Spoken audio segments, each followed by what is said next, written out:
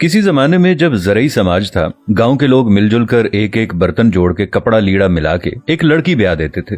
हर एक फर्द की तरफ से जो भी कुछ दिया जाता था वो बेटी या बेटे वाले की तरफ से बाजी होती थी, जिसका मतलब था कि आज हम दे रहे हैं, कल ये हमारे बेटे या बेटी की शादी पे हमें मिलेगी। ये एक तरह की कमेटी होती थी। इसके बावजूद कि शादी बाकायदा मनसूबा बंदी के साथ की जाती है, शादी का खाना देना या मेहमानों को दावत खिलाना भी एक समझ में आने वाली बात है। दूसरी तरफ मर्ग है जो कभी पूछ के नहीं आती। आने वाले मेहमानों की तादाद भी मुतय्यन नहीं होती, दिन भी मखसूस नहीं होते। बाज़ औक़ात तो 40-40 दिन तक सोग चलता है और खाने में हम बकरों और मुर्गों का मुतालबा करते हैं। लेकिन सवाल है कि क्या हम पैदा ही खाने के लिए हुए हैं? क्या हम मर्ग पे भी खाने के लिए जाते हैं? इसे तो एक तरफ रखिए, और कहते हैं ना कि दुख अपना अगर हमको बताना नहीं आता, तुमको भी तो अंदाजा लगाना नहीं आता। कुछ ख़वातीन किसी फातगी वाले घर भी जाएं तो वापस आकर इस तरह तबसरे कर रही होती हैं कि बेटी ने तो नया सूट पहना हुआ था, उसे तो दुख ही नहीं था। बहू तो ऐसे हंस हंस कर बातें कर रही थी जैसे उसकी देरीना ख्वाहिश पूरी हो गई हो। कोई ज्यादा रो रहा हो तो एतराज, कोई सब्र करके बैठा हो तो मसला, घर साफ हो तब तबसरा, साफ ना हो तब तनकीद।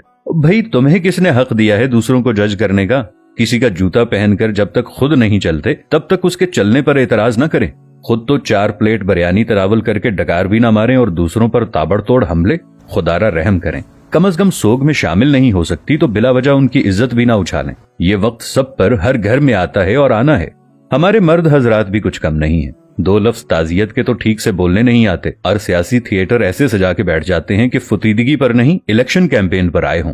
जिसके सर से बाप का साया उठाए कोई उसकी भी तो दिलजोई करे, उसके गम का मदावा भी तो कोई करे। लेकिन हमें किसी के गम से क्या, हम तो रस्म दिखावा के लिए गए हैं। हमारी बला से कोई मरता है तो मरे। हम तो पूछेंगे कि भाई जी खाने का इंतजाम हो गया ना, कितनी देगें बनवाई हैं? 10 देगें तो कम हैं, बरादरी भी है, महल्लेदारी भी है। वो बेचारा बाप के सोग को भूलकर इस परेशानी में लग जाता है कि कहां से कर्ज पकड़ूं, क्योंकि खाना सही ना बनाया तो बातें होंगी कि सारी जिंदगी बाप का खाया, मरने पर रोटी भी सही ना दे सका। हमें सोचना होगा कि कौन लोग हैं हम। मुसलमान तो दूर, क्या हम इंसान भी हैं? आखिर अशरफुल मखलूकात का ताज पहनकर हैवानियत की सारी हदें उबूर कर जाना कहाँ की इंसानियत है?